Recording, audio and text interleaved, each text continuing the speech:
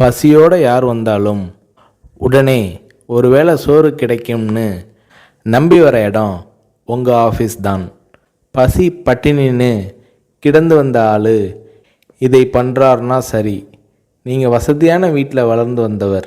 இந்த பழக்கம் எப்படி உங்களுக்கு வந்தது என்று விஜயகாந்த் அவர்களிடம் ஒரு முறை கேட்டபோது அதற்கு விஜயகாந்த் அவர்கள், அதுக்கு காரணம் எங்கள் ரைஸ் மில். மதுரை மில்லில் நான் இருந்தப்போ வேலையாட்களை கவனிப்பேன்.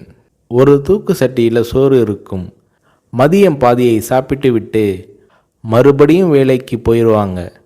3-3:30 மணிக்கு மிச்சம் மீதியை சாப்பிடுவாங்க. எனக்கு வர சாப்பாட்டு பாத்திரங்களை கழுவுவதற்கு போட்டியே இருக்கும். காரணம், அதில் பாதி சாப்பாடு மிச்சம் இருக்கும். உலகத்தில் பெரிய கொடுமை பசி கொடுமைதான். வயிறு காஞ்சி வந்து நின்றவனுக்கு என்ன சொன்னாலும் ஏறாது. தவிர பெரியவங்க சொல்லுவாங்க, மனுஷனுக்கு எது கொடுத்தாலும் எவ்வளவு கொடுத்தாலும் பத்தாது, வேணும் வேணும் என்று தான் கேட்பான். அவன் போதும்னு சொல்கிற ஒரே விஷயம் சோறு மட்டும்தான்னு சொல்லுவாங்க. அது என் மனசில் பதிஞ்ச விஷயம். என்னால் கொடுக்க முடியுது, செய்கிறேன். நான் சம்பாதிக்கிறது மக்கள் காசு. என் உழைப்புக்கு அதிகமாகவே ஊதியம் தராங்க.